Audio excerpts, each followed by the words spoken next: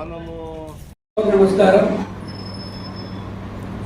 NDA కూటమి ఏర్పడిన తర్వాత గౌరవనీయులు పూజ్యులు పెద్దలు శ్రీ నారా చంద్రబాబు నాయుడు ఆధ్వర్యంలో అసెంబ్లీ సమావేశాలు జరుగుతున్నటువంటి విషయం అందరికీ తెలిసిందే. మరి ఈ అసెంబ్లీ సమావేశాల్లో రాయలసీమ ప్రజల యొక్క చిరకాల వాంఛ ఇక్కడ ఒక హైకోర్టు ఉంటే బాగుంటుంది అని. ఇక్కడ హైకోర్టు కాకుండా హైకోర్టు బెంచ్ అయినా మనకి రావాలని చాలా కాలంగా ఉన్నటువంటి మన కోర్టులను తీర్చినటువంటి వారు మన ముఖ్యమంత్రి చంద్రబాబు నాయుడు గారు, మరి అందుకు సహకరించినటువంటి ఉప ముఖ్యమంత్రి పవన్ కళ్యాణ్ గారు, మరి ఈ కుటుంబ ప్రభుత్వానికి మేము మన భారత తరఫున కృతజ్ఞత తెలియజేస్తున్నాం. అంతేకాకుండా కదిరి ప్రాంతాన్ని అసెంబ్లీలో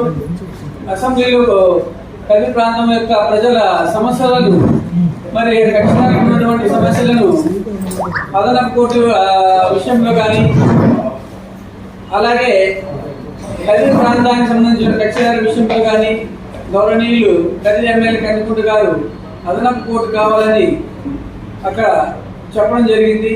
మరి ఆయన పోరాటానికి మేము కూడా ఆయనకు అండదండలు ఇస్తాం, మేము కూడా ఆయన సహాయ సహకారాలు అందిస్తాం. ఆయన కూడా మాకు సహాయ సహకారాలు అందించి ఈ ఏడీజే కోర్టుకు సహాయ సహకారాలు అందించాలని చెప్పేసి కోర్టు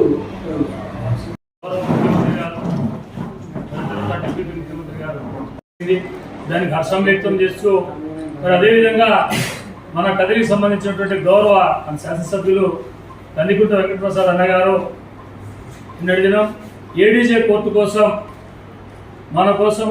మన కదిరి కోసం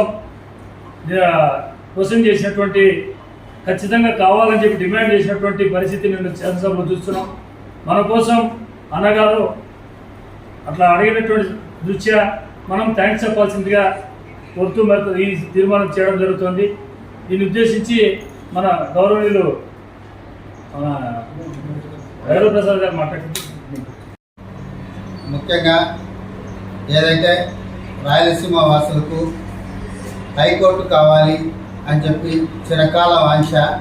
ఎందుకంటే రాష్ట్ర విభజన జరిగినప్పుడు ఇక్కడున్న హైకోర్టును హైదరాబాద్కు తరలించడం జరిగింది. ఆ తర్వాత శ్రీబాగ్ ఒడంబడిక ప్రకారం హైకోర్టు ఏర్పాటు చేయాలనే ఉద్దేశంతో అప్పటి నుంచి న్యాయవాదులైతేనేమి, ఈ రాయలసీమ ప్రాంత ప్రజలైతేనేమి అందరూ హైకోర్టు కోసం చాలా సార్లు ప్రయత్నం చేయడం జరిగింది. కానీ అవి కొన్ని సందర్భాల్లో జరగలేకపోయినాయి. కాబట్టి ఈ కూటమి ప్రభుత్వం వచ్చిన తర్వాత గౌరవనీయులు నారా చంద్రబాబు నాయుడు గారు సీఎంగా, అలాగే పవన్ కళ్యాణ్ గారు ఉప ముఖ్యమంత్రిగా మొన్న తీర్మానం చేశారు మంత్రిమండలిలో. హైకోర్టు బెంచ్ను కర్నూలులో ఏర్పాటు చేస్తాం. అలాగే నిన్న శాసనసభలో కూడా ముఖ్యమంత్రి గారు మాట్లాడుతూ హైకోర్టును బెంచ్ను వచ్చేసి కర్నూలులో ఏర్పాటు చేస్తాం. అక్కడున్న ఏవైతే లోకాయుక్త కానీ ఇతరత్ర ఏవైనా ఆఫీసులు ఉంటే దాన్ని అక్కడ తరలించాం, అక్కడే పెడతాం కర్నూలులోనే అని చెప్పి తెలియజేయడం జరిగింది. కాబట్టి ప్రభుత్వానికి, ప్రభుత్వ పెద్దలకు, కదిరి బార్ అసోసియేషన్ తరఫున, అలాగే రాయలసీమ ప్రాంత వాసుల తరఫున మేము కృతజ్ఞత తెలియజేస్తున్నాం. అలాగే ఈ కదిరి ప్రాంతానికి చిరకాల వాంఛ ఏదైతే ఉందో అదనపు జిల్లా కోర్టు. ఎందుకంటే ఈ కదిరి నియోజకవర్గం అయితేనేమి, ఈ కదిరి చుట్టుపక్కల కదిరి తాలూకా పూర్వ తాలూకాలో దాదాపు 10 మండలాలు ఇక్కడ ఉన్నాయి.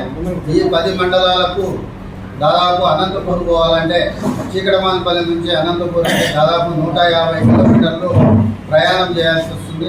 ప్రతి చిన్న విషయానికి ఏదైనా జిల్లా కోర్టుకు వెళ్ళాలంటే 150 కిలోమీటర్లు పోవాల్సి వస్తుంది. కాబట్టి అది ప్రజలకు చాలా భారం అనే విషయము ఈ కదిరి ప్రాంత వాసులకు తెలుసు. కాబట్టి దాని మీద కదిరి బార్ అసోసియేషన్ తరఫున, కదిరి న్యాయవాదుల తరఫున చాలా సందర్భాల్లో హైకోర్టుకు వెళ్ళడం జరిగింది. అలాగే ఇక్కడ అజిటేషన్స్ కూడా చాలా చేయడం జరిగింది. అవన్నీ దృష్టిలో పెట్టుకొని గౌరవ శాసనసభ్యులు, కదిరి శాసనసభ్యులు శ్రీ కందికుంట వెంకటప్రసాద్ అన్న గారు నిన్న అసెంబ్లీలో సమయం వచ్చింది కాబట్టి ఆయన ప్రస్తావించడం జరిగింది. అలాగే ముఖ్యమంత్రి గారికి, లా మినిస్టర్ గారికి తెలియజేయడం జరిగింది. కదిరి ప్రాంతంలో అదనపు జిల్లా కోర్టును ఏర్పాటు చేయాలని చెప్పేసి ఆయన ఘంటాపథంగా కోరడం జరిగింది. ఈ కోరినందుకు మేము ఈరోజు కదిరి బార్ అసోసియేషన్ తరఫున, కదిరి న్యాయవాదుల తరఫున, కదిరి చుట్టుపక్కల 10 మండలాల ప్రజల తరఫున మేము ఎమ్మెల్యే గారికి కృతజ్ఞత తెలియజేస్తున్నాం. అన్న, మేము ఒకటే అడుగుతున్నాం, మీరు నిన్న అసెంబ్లీలో ప్రస్తావించింది ఒక్కటే కాకుండా అది వచ్చేంత వరకు, అది కూడా మీ టర్మ్లోనే ఈ అదనపు జిల్లా కోర్టు కదిరిలో ఏర్పాటయ్యేంత వరకు మీరు మా వెంట ఉండి మమ్మల్ని ప్రోత్సహిస్తూ ప్రభుత్వంలో మీరు కదలిక తీసుకురావాలని చెప్పేసి మేము కోరుతున్నాం.